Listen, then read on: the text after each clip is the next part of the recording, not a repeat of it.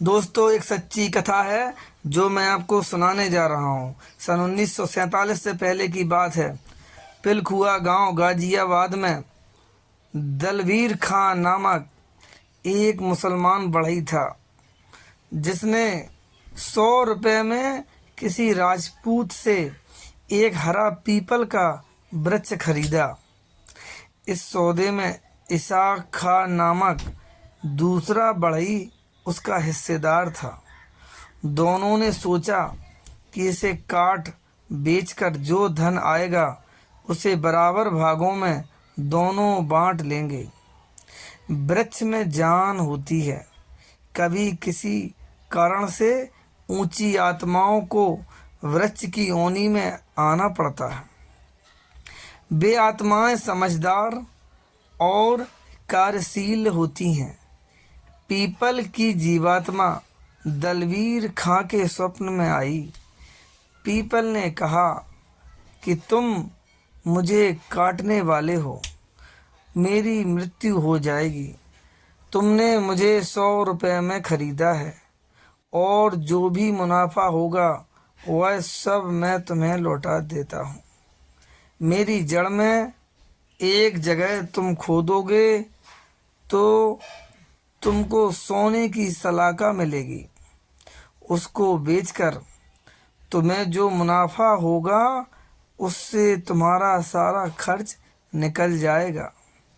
इसलिए कृपा करके मुझे कल काटना मत, मुझे प्राणों का दान देना। दलवीर खां को इस स्वप्न पर यकीन नहीं हुआ, फिर भी उसने उस बात को आजमाने के लिए स्वप्न में जहां खोदने के लिए संकेत मिला था वहां खोदा तो सचमुच में सोने की सलाखा निकल आई।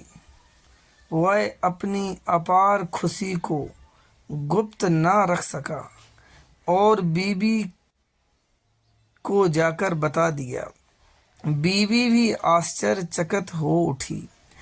दलवीर खां ने सोचा कि यह बात यदि अपने मित्र को बता दूं तो सोने की सलाखा के आधे भाग की वह मांग करने लगेगा। वह मानवता से च्युत हो गया और आधा हिस्सा बचाने के लोभ में सलाखा प्राप्ति की घटना को छुपाए ही रहा। जब इसाक खां उसके पास आया तब उसके साथ वह पीपल काटने के लिए चल पड़ा। दलवीर खां ने मानवता को दूर रख दिया। निस्वार्थता, लोभ रहितता और निष्कामता मनुष्यता से हटकर दानव जैसी दुखदाई योनियों में भटकाते हैं। जहाँ स्वार्थ है वहाँ आदमी असुर हो जाता है और जहाँ निष्कामता है वहाँ उसमें सुरत्व जाग जाता है। मनुष्य ऐसा प्राणी है जो चाहे तो सुर हो जाए, चाहे तो असुर हो जाए, और चाहे तो सुर असुर दोनों जिससे शुद्ध होते हैं उस सिद्ध रूप को पाकर जीवन मुक्त हो जाए। यह मनुष्य के हाथ की बात है।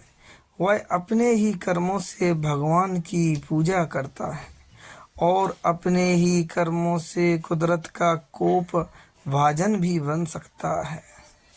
अपने ही कर्मों से गुरुओं के अनुभव को अपना अनुभव बना सकता है और अपने ही कुकर्मों से दैत्य, सूकर, कुकर की योनियों में भटकने का मार्ग पकड़ सकता है।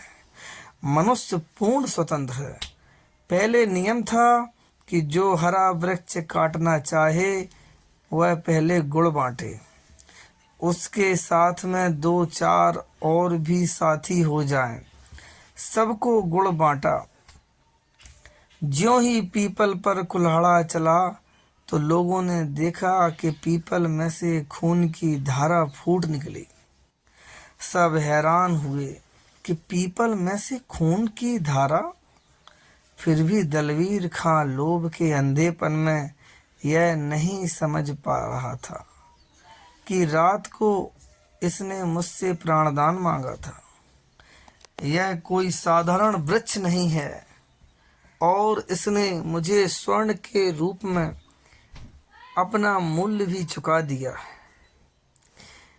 निस्वार्थता से आदमी के अंदर की आंखें खुलती हैं, जबकि स्वार्थ से आदमी की विवेक की आंख मुंद जाती है, वह अंधा हो जाता है। रजोगुणी या तमोगुणी आदमी का विवेक क्षीण हो जाता है और सत्वगुणी का विवेक, वैराग्य और मोक्ष का प्रसाद अपने आप बढ़ने लगता है। आदमी जितना निस्वार्थ कार्य करता है उतना ही उसके संपर्क में आने वाले का हित होता है, और जितना स्वार्थी होता है उतना ही अपनी और अपने कुटुंबियों की बर्बादी करता है। कोई पिता निस्वार्थ भाव से संतों की सेवा करता है, और यदि संत उच्च कोटि के होते हैं और शिष्य की सेवा स्वीकार कर लेते हैं तो फिर उसके पुत्र पौत्र सभी को भगवान की भक्ति का सुफल सुलभ हो जाता है। भक्ति का फल प्राप्त कर लेना हंसी का खेल नहीं है। भगवान के पास एक योगी पहुंचा। उसने कहा, भगवान मुझे भक्ति दो। भगवान, मैं तुम्हें रिद्धि सिद्धि दे दूं। तुम चाहो तो तुम्हें पृथ्वी का कुछ हिस्से का राज्य ही सौंप दूं, मगर मुझसे भक्ति मत मांगो। आप सब देने को तैयार हो गए और अपनी भक्ति क्यों नहीं देते? आखिर ऐसा क्यों? भक्ति देने के बाद मुझे भक्त के पीछे घूमना पड़ता है। भगवान ऐसा कहने लगे। निष्काम कर्म करने वाले व्यक्तियों के कर्म भगवान या संत स्वीकार कर लेते हैं तो उसके बदले में उसके कुल को भक्ति मिलती है। जिसके कुल को भक्ति मिलती है उसकी बराबरी धनवान भी नहीं कर सकता। सत्ता वाला भला उसकी क्या बराबरी करेगा? जो निष्काम सेवा करता है उसे ही भक्ति मिलती है। जैसे हनुमान जी राम जी से कह सकते थे, महाराज हम तो ब्रह्मचारी हैं, हमको योग ध्यान या अन्य कोई भी मंत्र दीजिए, हम जपा करें। पत्नी आपकी खो गई, असुर ले गए, फिर हम क्यों प्राणों की बाजी लगाएं? किंतु हनुमान जी ने ऐसी दुर्बुद्धि या स्वार्थ बुद्धि नहीं थी। हनुमान जी ने तो भगवान राम के काम को अपना काम बना लिया। इसलिए प्रायः गाया जाता है, राम लक्ष्मण जान की जय बोलो हनुमान की। दलवीर खां स्वार्थ से इतना अंधा हो गया था कि रक्त की धार देखकर भी उसे भान नहीं आया कि मैं क्या कर रहा हूँ। उसने तो कुल्हाड़ी पर कुल्हाड़ी चलाना शुरू रखा, और जो स्वार्थांध बन किसी जुल्मों सितम ढाता रहा, किसी पर जुल्मों सितम ढाता रहा, उसे प्रकृति तत्क्षण परिणाम भी देती है। ज्यों ही उसने उस निर्दोष वृक्ष पर कुल्हाड़े मारना शुरू किया, त्यों ही उसका स्वस्थ सुंदर युवा बेटा, जिसके नाखून भी रोग या बीमारी नामो निशान नहीं था, वह एकाएक पीड़ा से कराहते हुए गिर पड़ा। उधर पीपल में से रक्त की धार निकली, इधर बेटे के शरीर में रक्त प्रवाहित हो चला, उधर वृक्ष की शाखा को काटना था। इधर दलवीर खां की आंखों के तारे, उसके बेटे का अंत हो गया।